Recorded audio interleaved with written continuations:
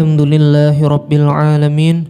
Wassalatu wassalamu ala sayyidil mursalin Habibi Rabbil Alamin Sayyidina Muhammadin wa ala alihi wa sahbihi ajma'in. Wa la hawla wa la quwata illa billahil aliyyil azim.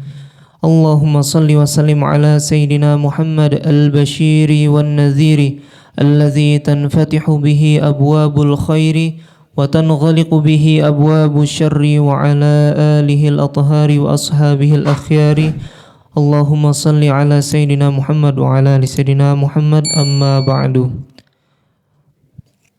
Segala puji syukur hanya milik Allah Subhanahu wa taala yang telah memberikan kepada kita nikmat iman, Islam serta nikmat sehat sehingga kita dapat berkumpul di tempat yang insyaallah Subhanahu wa taala berkah ini.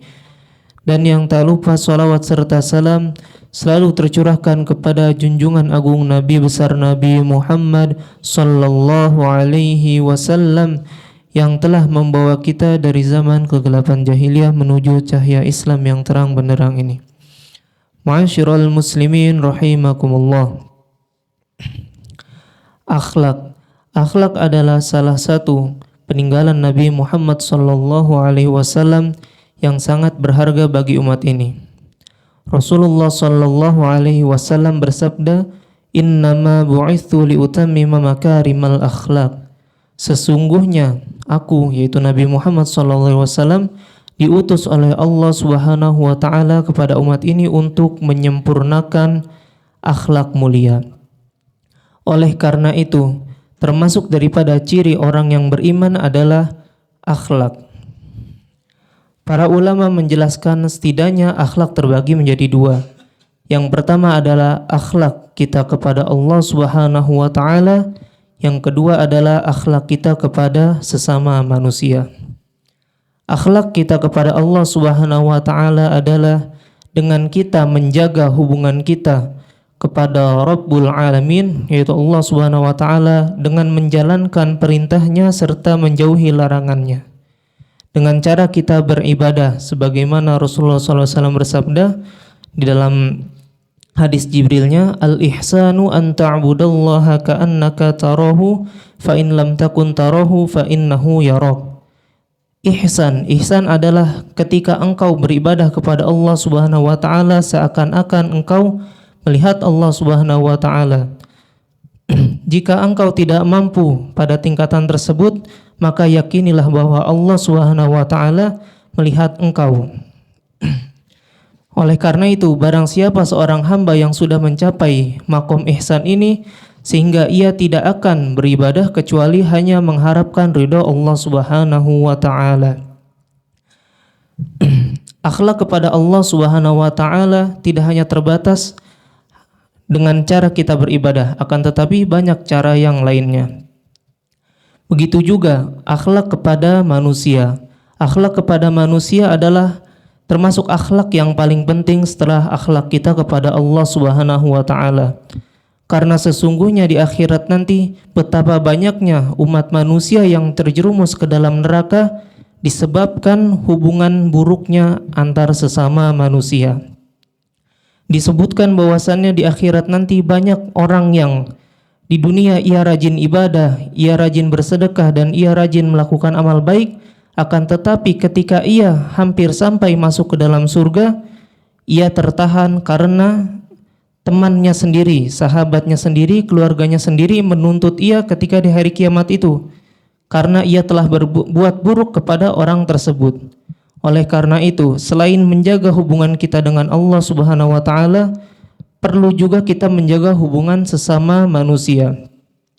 Sesungguhnya para ulama menyebutkan, apabila kita berbuat dosa kepada Allah Subhanahu wa taala, maka cara kita cukup bertaubat, yaitu dengan cara kita memohon kepada Allah Subhanahu wa taala di malam harinya dengan kita merenung serta melibatkan dan mengeluarkan air mata kita. Sesungguhnya Allah Subhanahu wa taala Maha Pengampun.